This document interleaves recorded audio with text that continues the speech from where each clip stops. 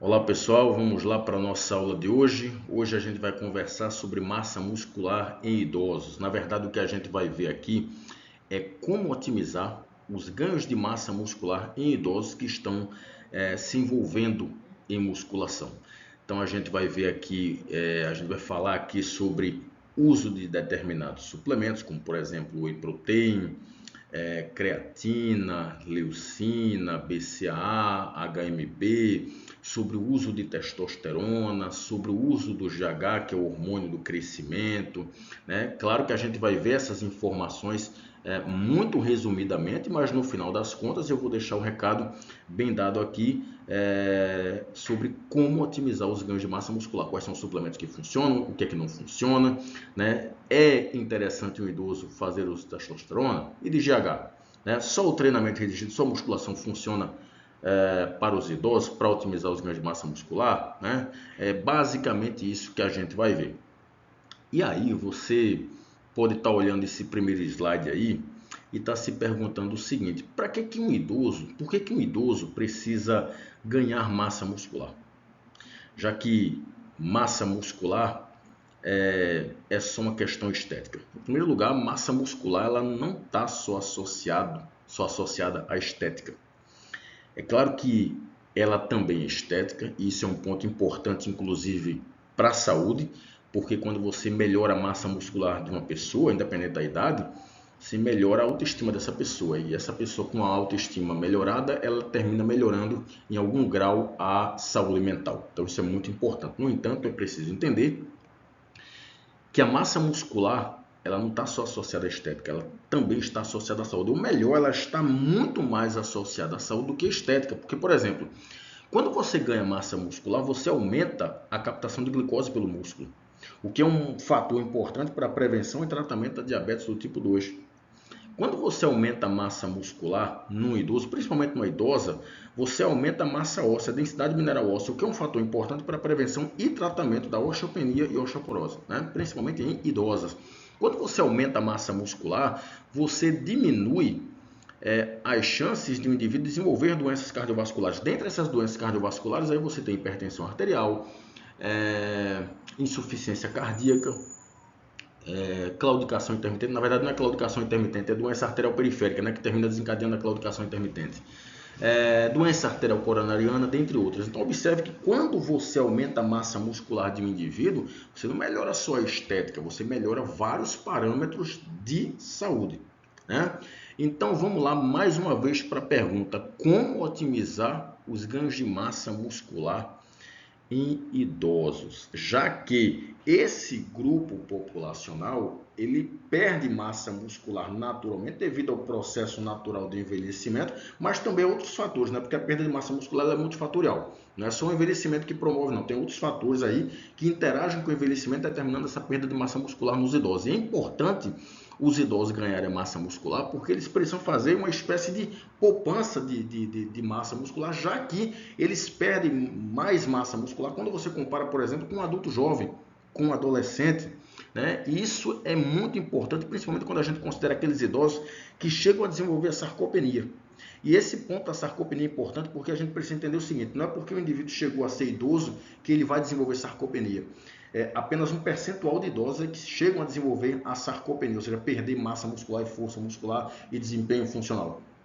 Então, não são todos os idosos que desenvolvem sarcopenia, é um percentual apenas, e esse grupo de pessoas, de idosos que desenvolvem sarcopenia, a gente precisa olhar com mais cuidado nesse sentido. A gente precisa pegar essas informações que a gente vai falar agora aqui nessa apresentação e principalmente aplicar nesse grupo populacional para reverter em algum grau essa sarcopenia e também aplicar naqueles idosos que não desenvolveram a sarcopenia para prevenir que aconteça a sarcopenia. Então vamos lá, vamos parar de enrolar e vamos logo para o próximo slide. E aí eu queria que vocês observassem esse artigo aqui, porque todas as informações que eu peguei, que eu vou apresentar para vocês, eu retirei desse artigo. Tá? Esse artigo ele foi publicado na Frontiers in Physiology, é uma mini revisão, foi publicado em 2020, 4 anos atrás.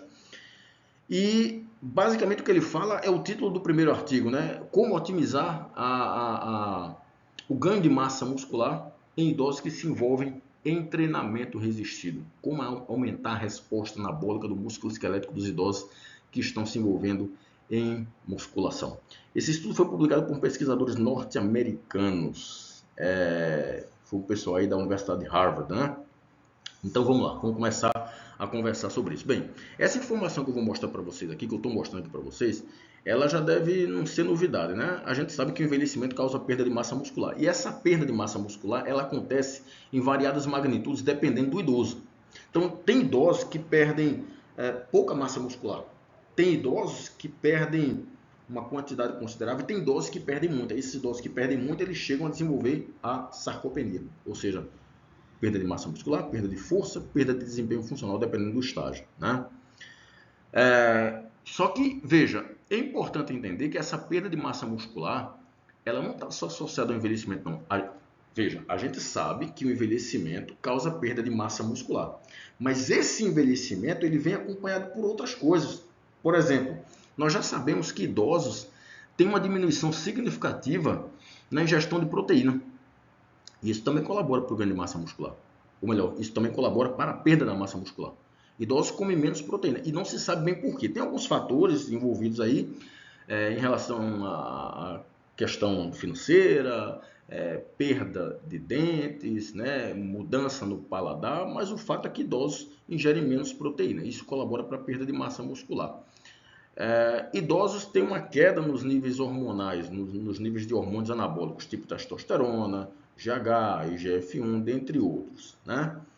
Então, idosos aumentam significativamente o comportamento sedentário, ou seja, eles praticamente não usam a musculatura, evitam a todo custo atividades de força. Então, quando você junta tudo isso, envelhecimento, diminuição na ingestão proteica, queda nos níveis dos hormônios anabólicos, altos níveis de sedentarismo e a presença de algumas doenças crônicas, por exemplo, como a diabetes do tipo 2, dentre outras, você tem uma perda de massa muscular significativa. E essa perda de massa muscular pode ser tão significativa a ponto de levar um idoso a desenvolver um quadro clínico de sarcopenia.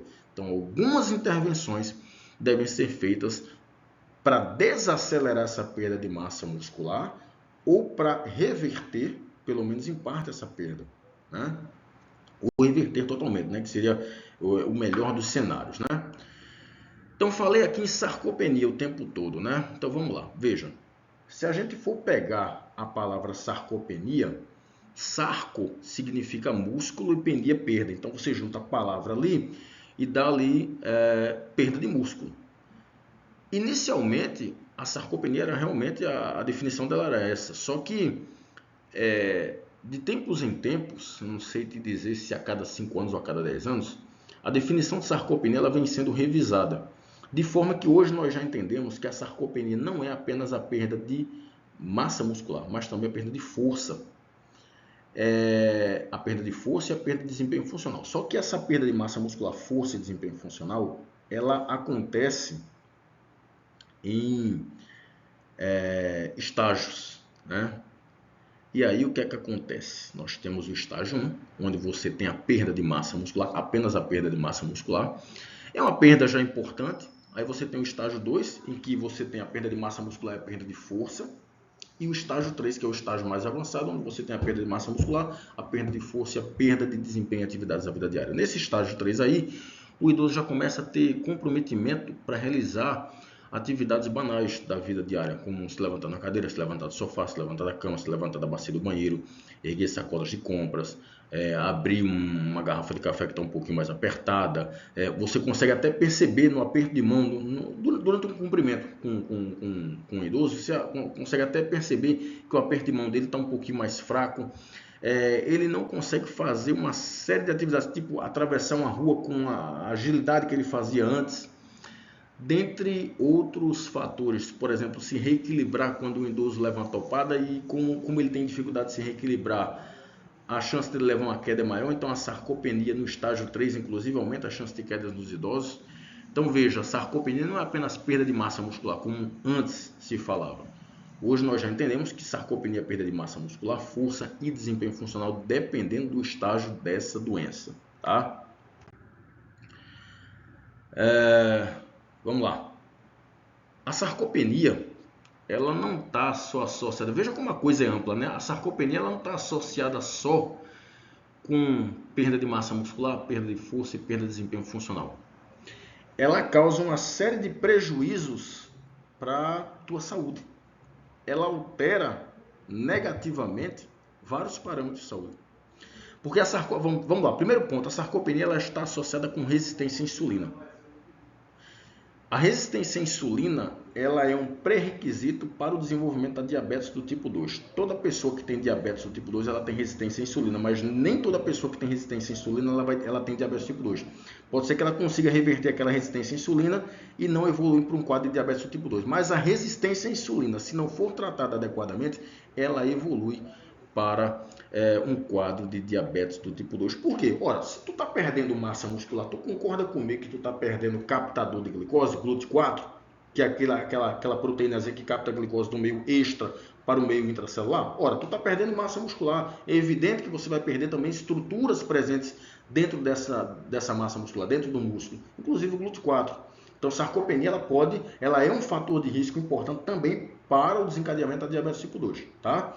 Quando você desenvolve a sarcopenia, ela também está associada com perda de densidade óssea. Então, pode ser que a sarcopenia ela venha acompanhada também de osteopenia e de osteoporose, principalmente quando nós falamos em mulheres. E eu já tinha falado no slide anterior, né? A sarcopenia ela está associada com aumento de quedas em idosos. E quedas em idosos é um problema sério de saúde pública, porque essa queda ela pode vir acompanhada de fraturas, principalmente se a gente falar de uma idosa que está com osteopenia ou osteoporose. Entendeu? Então a sarcopenia ela é muito mais séria, ela é uma doença muito mais séria do que a gente pode pensar, do que a gente possa pensar. Ela não está só associada à perda de massa muscular, perda de força e perda de desempenho funcional, não. Ela está associada com resistência à insulina, que pode evoluir para diabetes, ela está associada com perda de densidade mineral óssea, que pode evoluir para osteopenia e osteoporose, e ela está associada com aumento de quedas.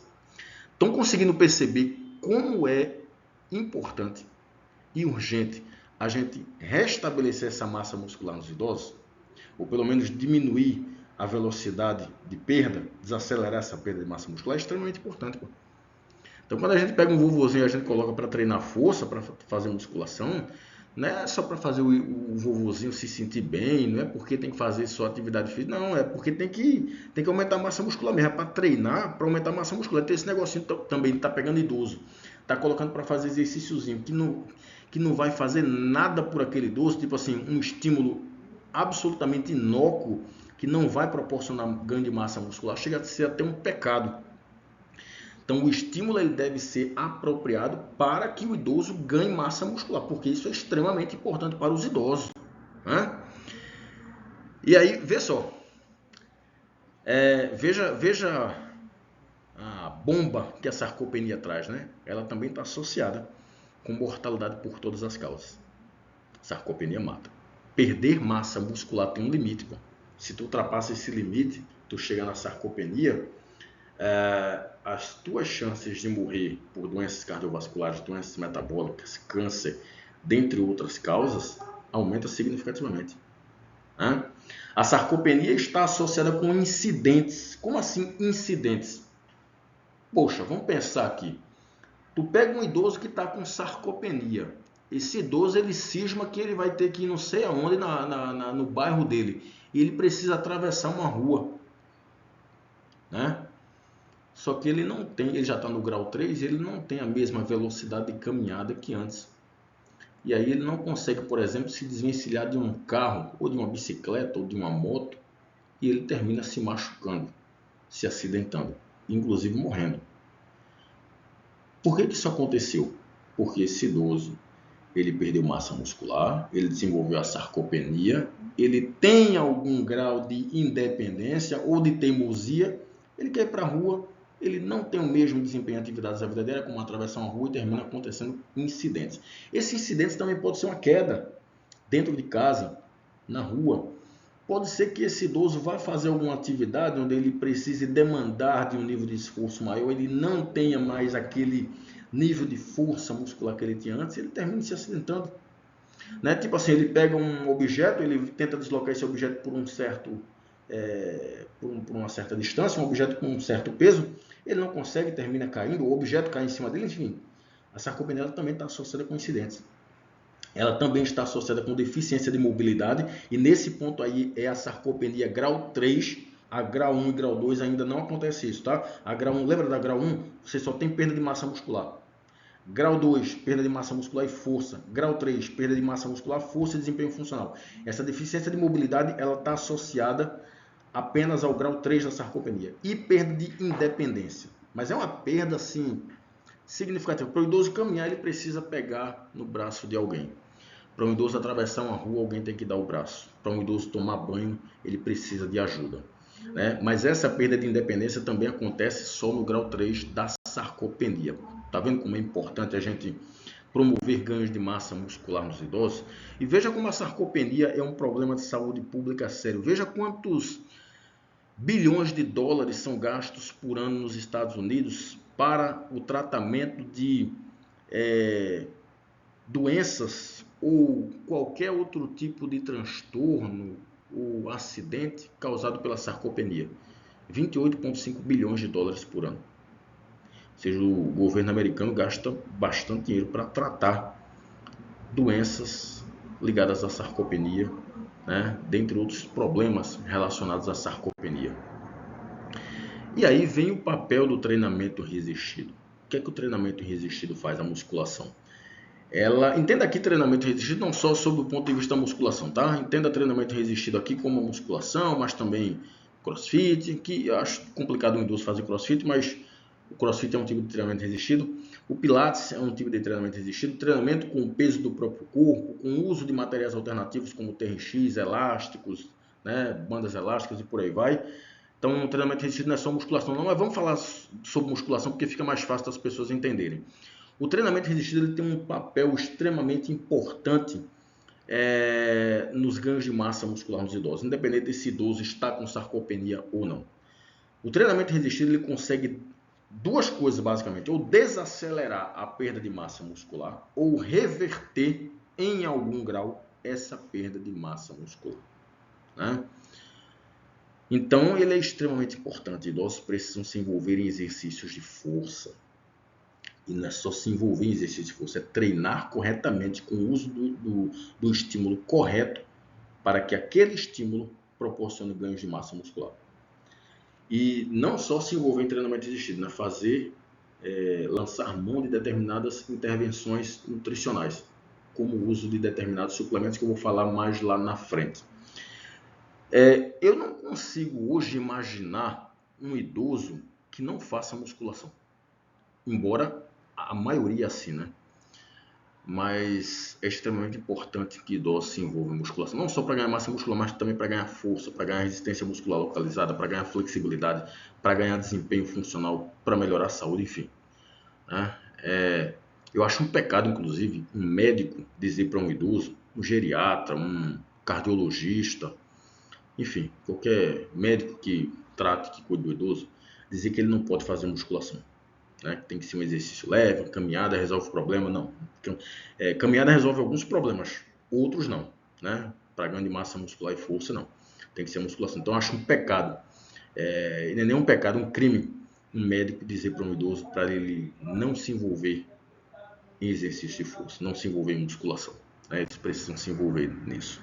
Então, o treinamento resistido tem um papel importante na desaceleração da perda de massa muscular ou no restabelecimento, pelo menos em parte, da massa muscular. No entanto, nem tudo são flores, né? O envelhecimento ele causa uma diminuição na resposta anabólica ao exercício. Esse quadro é denominado de resistência anabólica. O que é resistência? É tipo assim, ó. Eu vou mostrar a definição para vocês mais na frente, mas deixa eu falar o que seria essa resistência anabólica logo de cara aqui, né? Antes de eu mostrar o slide. É quando você aplica um determinado estímulo anabólico numa pessoa e essa pessoa tem aquela resposta diminuída, aquela resposta anabólica diminuída. Idosos, eles têm resistência anabólica. Pessoal, deixa eu pular logo. O que é resistência anabólica? É a inabilidade, eu coloquei a definição assim, é a inabilidade do corpo em adicionar massa muscular apesar da atividade física. Apesar da atividade física resistida, apesar do idoso estar treinando força. Então, tipo assim, eu não estou dizendo para você que o idoso que vai fazer musculação não vai ganhar massa muscular. Eu não estou dizendo para você que o idoso que vai fazer musculação, fazer o uso de uma suplementação, ele não vai ganhar massa muscular. Estou dizendo que ele vai ganhar, só que ele vai ganhar menos. Ele tem mais dificuldade de ganhar massa muscular, porque ele desenvolve um quadro conhecido como resistência anabólica. Ele tem mais dificuldade. Se você comparar um idoso com um jovem, o jovem, para o mesmo estímulo que o idoso está fazendo, consegue ganhar massa muscular muito mais rápido. O idoso ele tem que fazer um esforço muito maior e numa duração maior para ganhar a mesma quantidade que um jovem, por exemplo, ganha. Né? E mais uma vez, eu não estou dizendo que o idoso não ganha massa muscular, estou dizendo que ele tem mais dificuldade. Tá? Veja, o músculo envelhecimento ele tem alterações em vários pontos, né, no que diz respeito ao seu funcionamento. E é exatamente esses pontos alterados que causam essa resistência anabólica. Por exemplo, você tem diminuição no número de fibras. Na verdade, você não tem diminuição no número de fibras musculares. Você tem fugiu a palavra agora aqui. Daqui a pouco eu me lembro, tá? Eu vou falando dos outros, daqui a pouco eu vou me lembrando dessa palavra. Mas não é que é uma diminuição no número de fibras, lembrei. É uma diminuição na funcionalidade dessas fibras. Principalmente as fibras do tipo 2, que são as fibras que geram força e velocidade. E por que tu tem uma diminuição na funcionalidade dessas fibras? Porque os idosos não usam. Idosos não se envolvem em exercício de força, de velocidade, de agilidade, né, de potência. Não é nem exercícios, né, mas em atividades de força, de velocidade, de potência, de agilidade. Então, ora, se aquela fibra que gera bastante força e velocidade ela não está sendo usada, o que é que o corpo faz? Ele não utiliza ela, ele diminui a funcionalidade dessas fibras. Quando o idoso começa a fazer, por exemplo, exercícios de força, a funcionalidade dessas fibras começa a ser restabelecida. Ele tem também diminuição da área de secção transversa das fibras, ou seja, essas fibras diminuem a sua espessura. Elas ficam mais fininhas. Claro, não está sendo usada. Eles têm um aumento na infiltração de gordura. E esse aumento na infiltração de gordura diminui uma coisa chamada de qualidade muscular. Idosos, diabéticos do tipo 2, obesos, deixa eu ver aqui, indivíduos que têm HIV, dentre outras doenças, câncer, eles têm um aumento de infiltração de gordura no músculo. E esse aumento de infiltração causa uma perda da qualidade muscular. Ou seja, tem muita gordura ali dentro desse músculo. E a perda da qualidade muscular, ela está associada com perda de força, com perda de desempenho funcional, com resistência à insulina, que pode evoluir para diabetes do tipo 2. Então, complicado. É muito complicado, né? Então, quando você junta aí diminuição no número de fibras ou diminuição na funcionalidade das fibras musculares, né, que desencadeia na perda de força, diminuição da área de secção transversa das fibras, a fibra fica mais fininha, e infiltração de gordura dentro do músculo, você tem a perda de força ligada ao envelhecimento, perda de força de massa muscular, né? Idosos sarcopênicos, ou seja, idosos que desenvolveram a sarcopenia, têm níveis circulantes de IGF-1 diminuídos. IGF-1 é um fator de crescimento semelhante à insulina. E ele participa da hipertrofia, viu? Por quê? Porque o IGF-1 ele ativa a via da mTOR dentro da célula. E a via da mTOR aumenta a síntese proteica. Esse aumento da síntese proteica, proporcionado pela mTOR, pode desencadear em ganho de massa muscular. Idosos com sarcopenia têm menos IGF-1. Né? E também tem redução na ativação da mTOR. Veja, além de ter menos IGF-1, a mTOR deles não, a via da mTOR é uma via celular. A via da mTOR não funciona tão adequadamente. Logo, eles têm mais dificuldade de ganhar massa muscular por uma série de motivos.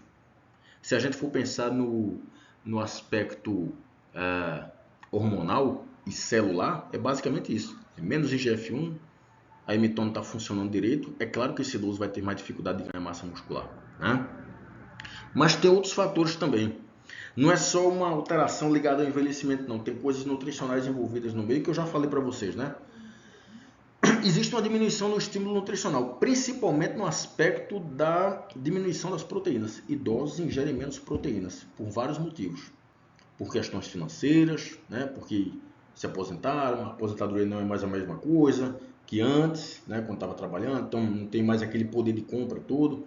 Então muitas vezes não pode comprar tanta proteína, você tem perda dentária, muitas vezes não tem dinheiro para, né, recuperar os dentes perdidos, e aí com perda dentária fica mais difícil comer proteína, então o idoso tem que aumentar a ingestão de carboidratos, por exemplo, de gorduras. Eles não ingerem proteínas porque também tem uma alteração no paladar. Então, se o idoso não ingere proteína, você concorda comigo que ele tem uma menor síntese proteica? Se ele tem uma menor síntese proteica, o que é que vai acontecer? Você vai ter uma atrofia muscular.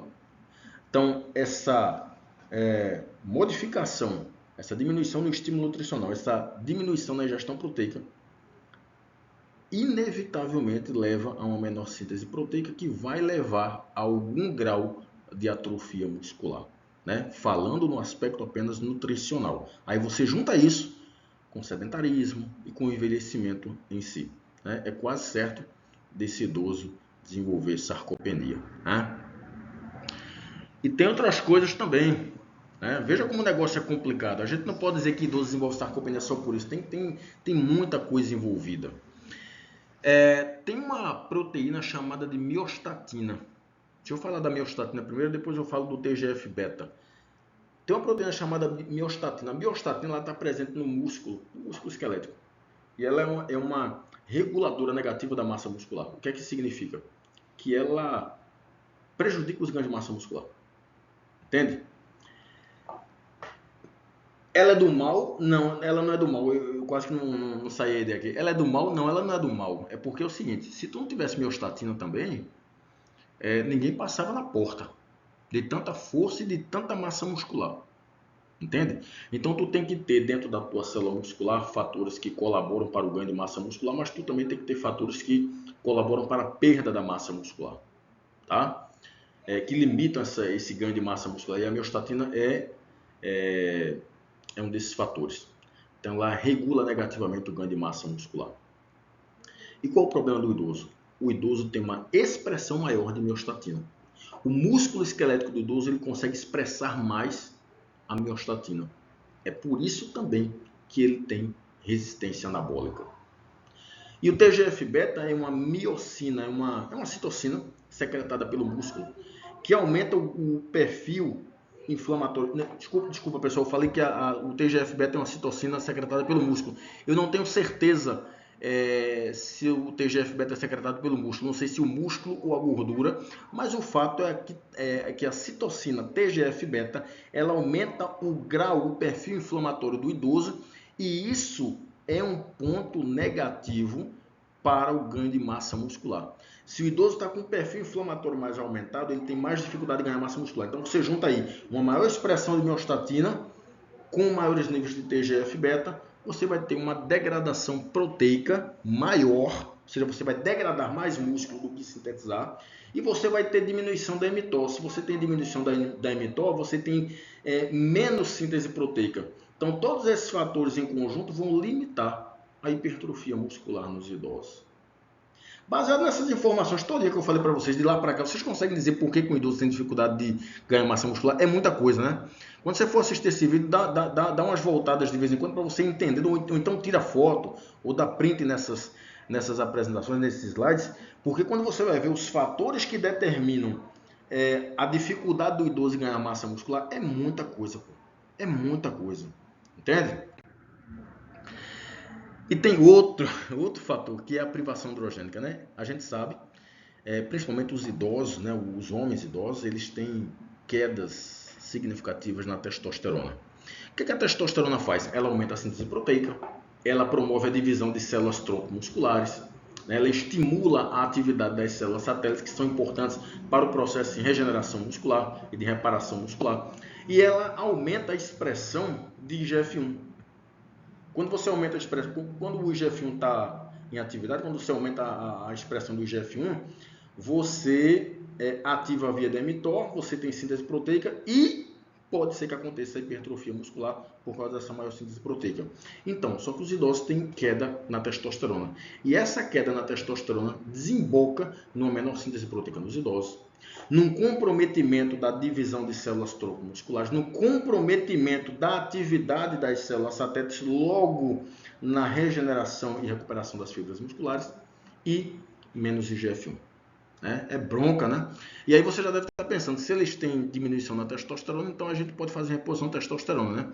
Isso é muito complicado ainda, tá? Eu vou falar mais lá na frente, tá? Inflamação crônica, outro ponto. Idosos por si só têm um grau mais aumentado de inflamação crônica, ou seja, uma maior quantidade, uma maior expressão de citocinas inflamatórias, como por exemplo, PCR, que é a proteína C reativa, interleucina 6, resistina, dentre outras citocinas. E essa inflamação crônica, num nível mais aumentado, prejudica a fisiologia muscular, ou seja, prejudica o funcionamento do músculo, inclusive no que diz respeito a processos ligados à síntese proteica e hipertrofia muscular. Tá? E aí vem o efeito do treinamento resistido da musculação. O treinamento resistido progressivo, ou seja, progredindo em volume e intensidade, mas não é uma progressão eterna, né? Tem um limite de progressão de intensidade, de volume. Então, treinamento resistido progressivo, feito 2 a 3 vezes por semana, em alta intensidade, causa melhoras na funcionalidade, na força e eu também diria na massa muscular. Essas informações que eu acabei de falar foram retiradas de um estudo do Liu e do Latam em 2009. Né? Isso não significa que isso é uma regra, que o treinamento resistido tem que ser 2 a 3 vezes por semana em alta intensidade, não. Tá? Ele pode ser em intensidade moderada também, desde que seja levado até o próximo falha, e pode ser mais vezes por semana também, 4 vezes, 5 vezes, tá? Isso aqui não é uma regra engessada não, que a gente não possa manipular não, tá?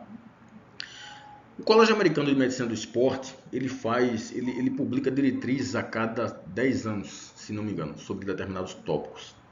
E nessas diretrizes tem várias recomendações. Quando a gente fala em treinamento de força, musculação para idosos, a recomendação é que esses idosos treinem de 2 a 4 vezes por semana, em dias alternados, 30 a 60 minutos por sessão de treino, 1 a 3 séries por exercício, 8 a 15 repetições com 50 a 80% de RM, ou seja, uma carga de moderada para alta. Veja, as pessoas às vezes pegam essas recomendações e dizem assim, em dias alternados, então eu não posso treinar, sei lá, eu tenho que treinar assim, segunda, quarta e sexta, eu não posso treinar numa segunda, terça e quarta, não? Pode. Conversa com o teu professor que ele vai planejar lá o treino, manipular o treino de forma que você possa treinar 3 dias seguidos, não tem problema nenhum. É como eu disse, uma recomendação do Colégio Americano de Medicina do Esporte ou de qualquer outro órgão de saúde é uma recomendação, não é uma regra engessada que tem que ser daquele jeito ali não, tá? Então, o treinamento resistido ele faz uma série de coisas importantes nessa ganho de massa muscular não. Ele ativa a mTOR, o que é importante para a síntese proteica e aumenta a massa muscular. Ele aumenta os níveis circulantes de IGF-1, que vai ativar a mTOR, que vai aumentar a síntese proteica, que possivelmente aumentaria a massa muscular. Ele aumenta os níveis de andrógenos, por exemplo, a testosterona, né, que é importante para o ganho de massa muscular, porque ela aumenta a atividade das células satélites, que aumenta a recuperação e regeneração muscular, dentre outros fatores. Ela diminui os níveis de miostatina, a expressão da miostatina, o que é importante para ganhar massa muscular. Se a miostatina está com uma expressão maior, como ela é uma reguladora negativa do ganho de massa muscular, como ela é uma reguladora negativa da massa muscular, então tu vai perder massa muscular com mais facilidade. Então, o treinamento resistido, ele diminui a expressão da miostatina. Isso é um fator importante para ganhar massa muscular. E o tipo de treinamento resistido que diminui a expressão da miostatina é o treinamento resistido de alta intensidade. Você tem restauração da sensibilidade à insulina, você tem diminuição da resistência à insulina. Isso é um ponto importante para a prevenção da diabetes. Você tem a restauração da biogênese mitocondrial, que é importante para o restabelecimento do metabolismo aeróbio do teu músculo e redução da inflamação. A inflamação, ela é uma limitadora da hipertrofia, então tu tem que diminuir essa inflamação. Como é que tu diminui a inflamação? Diminuindo as citocinas inflamatórias, né? Proteína C reativa, interleucina 6, TGF-beta, resistina e por aí vai. Né? Treinamento resistido faz tudo isso, tá? Então vamos lá, o que fazer para melhorar as respostas anabólicas? Você já sabe que o treinamento resistido sozinho, por si só, ele já melhora as respostas anabólicas. Agora, o que é que eu posso fazer para juntar aí com o treinamento resistido? Eu faço o treinamento resistido, faço a musculação, tem outra coisa que eu possa botar no meio para melhorar essa minha resposta anabólica? Claro que tem. Vamos começar a conversar sobre a suplementação nutricional. E já de cara eu mostro a você aí que tem essas suplementações que estão em amarelo com risquinho no meio. É porque eu já digo para você que elas não funcionam. Entra aí BCA, HMB e vitamina D. E ômega 3, tá? Que está em branco aí, tá com um riscozinho no meio. Elas não funcionam para hipertrofia muscular. Eu vou comentar, tá? O que nós temos de evidências sólidas é que o whey protein e a whey protein, que é a proteína do soro do leite, e a caseína, que é a proteína do leite, são fatores importantes para aumentar a massa muscular nos idosos. Então o idoso pode tomar whey protein, o idoso pode tomar caseína. E a caseína tem evidências muito boas mostrando que a caseína tomada antes de dormir aumenta a síntese proteica durante o período do sono, tá? BCA funciona? Não, BCA não funciona não, gente, pelo amor de Deus. A proposta do BCA é que ele tem uma ação anticatabólica, mas nós não temos evidências sólidas mostrando a sua efetividade. Então esqueça BCA, você está jogando seu dinheiro fora. Leucina funciona? Funciona, mas o problema da leucina é o seguinte. A leucina, ela ativa o gatilho inicial para a síntese proteica. Por quê? Porque ela participa na ativação da mTOR.